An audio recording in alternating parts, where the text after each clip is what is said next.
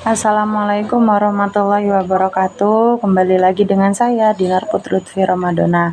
Di video kali ini saya akan membacakan jawaban-jawaban ujian akhir semester saya dalam matkul Tarbiyatul Manaqib.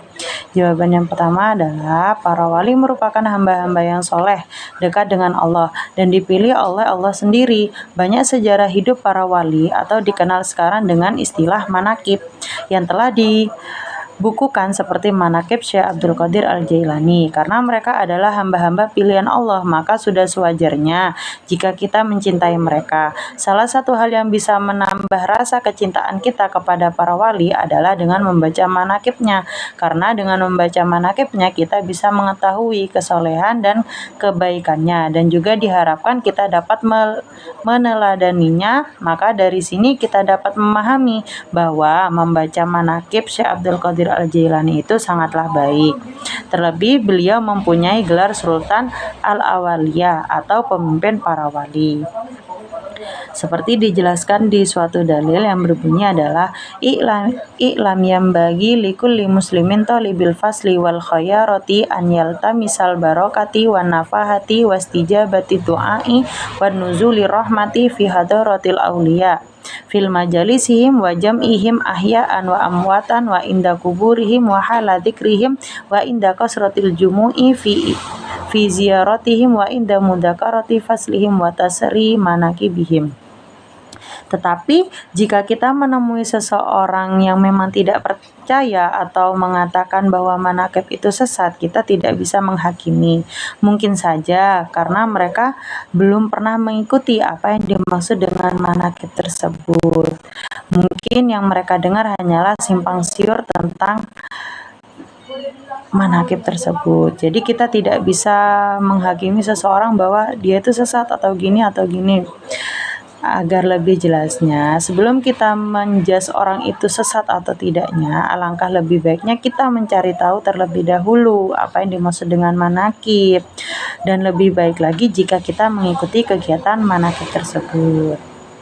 Kemudian jawaban yang kedua, seperti yang sudah dijelaskan di atas bahwa proses zikir manaqib di Al-Qadiri diimami oleh Kiai Muzaki Syah, dan sebelum membaca zikir manaqib ada beberapa proses yang dilakukan, yaitu yang pertama adalah istighosah bersama, yang kedua adalah sholat sunnah libiril walidain, yang ketiga adalah membaca istighfar untuk kedua orang tua, para guru, kaum muslimin, dan khususnya untuk diri kita sendiri sebanyak 11 kali.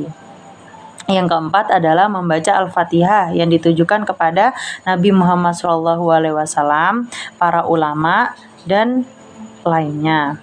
Yang kelima adalah membaca surat Al-Ikhlas sebanyak 100 kali. Dan yang keenam adalah membaca manaqib Nurul Burhan oleh seseorang atau dua orang yang lainnya membaca zikir. Kemudian yang selanjutnya adalah melakukan sholat sunnah hajat. Kemudian yang selanjutnya adalah melakukan muraqabah, diawali dengan tawasud yang dibacakan oleh pemimpin zikir manaqib. Setelah itu taslim atau ucapan salam dan sholawat kepada Nabi Muhammad diucapkan pada waktu sebelum berdoa memohon hajatnya masing-masing. Yang selanjutnya adalah membaca sholawat mukjizat dan berdoa sendiri. Kemudian membaca zikir. Selanjutnya dilanjutkan dengan membaca nadhom. Kemudian sholat witir, lalu membaca kalimat tauhid, dan yang terakhir adalah membaca manaqib yang dipimpin langsung oleh Kiai Ahmad Muzaki Syah dengan diikuti oleh para jamaah zikir manaqib. Begitulah tata cara untuk mengikuti manaqib di pesantren Al-Qadiri. Itu jawaban yang ketiga adalah perihal tawasud itu sebenarnya lebih baik kita lakukan selalu, karena kita tidak pernah tahu, mungkin saja ada doa-doa yang kita panjatkan dan belum terkabul. Dan jika kita menggunakan tawasul kepada orang-orang yang terdekat dengan Allah, bukan hanya langsung dari doa kita sendiri saja, mungkin kita bisa dibantu dengan orang-orang yang ada di sekitar kita, seperti itu. Seperti halnya kita bertawasul kepada para ulama, para wali. Nah, mungkin dari beliau-beliaulah doa-doa kita juga bisa tersampaikan kepada Allah Subhanahu wa taala. Seperti itu. Begitulah pentingnya tawasul. Jadi jika ada yang mengatakan tawasul itu haram, tawasul itu beginilah begitu, itu sebenarnya tidak. Seperti halnya kita di kehidupan dunia, jika kita itu menginginkan sesuatu hal seperti pengajuan apalah itu, pastikan kita tidak langsung pergi kepada pemimpinnya gitu kan ya. Pasti kita melalui perangkat desanya dulu, terus melalui ke kecamatannya, kemudian ke bagian-bagian tertentu, baru nanti pengajuan kita bisa sampai pada tangan atas gitu. Sama halnya dengan tawasul seperti itu teman-teman gitu. Jadi kita tuh ketika meminta tidak bisa langsung kepada atasan gitu. Jadi kita bisa meminta tolong kepada para ulama, para wali agar doa kita itu disampaikan kepada Allah. Seperti itu teman-teman. Kemudian jawaban yang keempat, apa sih yang dimaksud dengan mukjizat? Mukjizat adalah suatu yang terjadi pada diri Nabi atau Rasul Allah Subhanahu wa taala dan bersifat istimewa atau berada di luar batas akal manusia. Mukjizat diberikan kepada Nabi dan Rasul yang bertujuan untuk membuktikan bahwa dirinya merupakan utusan Allah Subhanahu wa taala. Mukjizat merupakan suatu yang tidak dapat ditiru oleh siapapun. Jadi mukjizat itu memang khusus untuk utusan Allah Subhanahu wa taala saja, teman-teman. Nah, kemudian apa sih yang dimaksud dengan karomah? Karomah itu adalah sebuah kelebihan, keistimewaan maupun kejadian luar biasa yang dianugerahkan kepada mereka-mereka yang dicintai oleh Allah Subhanahu wa taala lantaran ketaatannya mereka kepada Allah. Dan apa sih hikmahnya adanya karomah tersebut? Yang pertama adalah melemahkan dan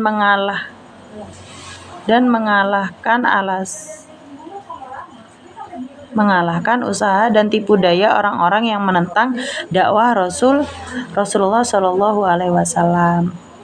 Jadi jika ada yang menentang atau tidak percaya dengan adanya ajaran Islam atau ketentuan-ketentuan Islam, dengan karomah ini para wali bisa membuktikan ini loh mukjizatnya atau ini loh keistimewaannya Islam. Seperti itu teman-teman. Jadi sedikit banyak orang-orang yang awalnya tidak percaya itu bisa percaya kepada agama Islam. Kemudian hikmah yang kedua adalah mempertebal iman kepada Allah Subhanahu wa taala. Jadi yang pertamanya kita itu imannya mungkin tidak terlalu tebal kepada Allah, jika kita sudah melihat karomah atau keajaiban, maka sedikit demi sedikit iman kita akan semakin bertambah. Seperti itu. Dan hikmah yang ketiga adalah tidak takut akan kesulitan karena yakin Allah selalu memberikan pertolongan kepada hambanya yang beriman dan bertakwa. Jadi kalau kita sudah benar-benar beriman dan bertakwa kepada Allah teman-teman, maka sesulit apapun kita pasti kita akan dibantu oleh Allah. Dan selalu ingat, Allah tidak akan menguji hambanya di luar batas kemampuannya. Seperti itu. Berarti jika kita diuji berarti kita termasuk orang-orang yang kuat dan orang-orang yang mampu menghadapinya. Seperti itu. Dan jawaban yang kelima adalah kejadian seperti yang dijelaskan pada soal di atas itu termasuk ke dalam istijrad. Karena ketika mereka lalai dalam beribadah, mereka diberikan harta yang berlimpah dan justru harta dan kenikmatan mereka semakin berlimpah. Allah Subhanahu wa taala melimpahkan rizki, kebahagiaan dan kenikmatan dunia, tetapi kenikmatan tersebut bisa jadi adalah sebuah peringatan akan azab Allah bagi orang yang selalu lalai dengan ibadah tetapi mereka tetap tenang dalam maksiatnya. Peringatan istizrad dijelaskan pada Quran surat Al-An'am ayat 44 yang berbunyi, falamma tasummadzukiru bihi fatahna alaihim anwaba kullasyai'in hatta idza farihu lima utu akhadnahum bagnatan faidahum mublisun. Jadi jika kita melihat orang-orang itu yang mungkin sholatnya itu keteter ya teman-teman ya, jarang melakukan ibadah-ibadah yang sesuai diperintahkan oleh Allah, tetapi kita melihat kok hidupnya enak gitu ya, kok dia mampu beli ini dan itu gitu, kok hartanya semakin berlimpah, hidupnya kok tenang-tenang aja.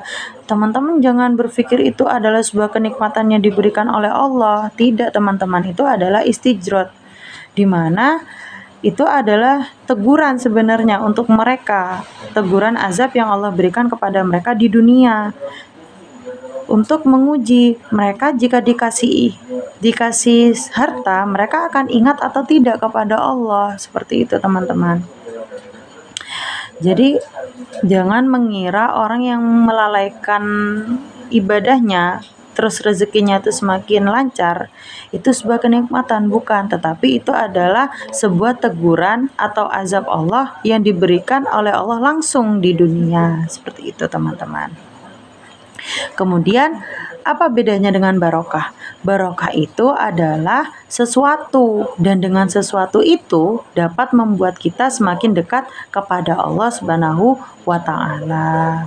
Jadi seumpama kita itu mengikuti sebuah majelis atau sebuah pengajian, kemudian saat pulang dari pengajian itu kita seakan-akan hatinya terketuk teman-teman untuk mengikuti pengajian untuk selanjutnya gitu, atau membuat hati kita tuh untuk menggebu-gebu mengikuti atau semakin haus dengan ilmu agama gitu, dengan tujuan untuk memperbaiki diri. Nah, dari situlah yang dinamakan dengan barokah. Jadi barokah itu adalah sesuatu yang kita dapatkan, dan dengan sesuatu itu kita semakin dekat kepada Allah. Dan barokah itu bisa kita dapat di mana saja dan kapan saja teman-teman. Seperti itu. Mungkin cukup sekian video dari saya. Apabila ada kekurangan terlebih pada bacaannya, saya mohon maaf sebesar-besarnya. Wabillahi taufiq wal hidayah. Wassalamualaikum warahmatullahi wabarakatuh.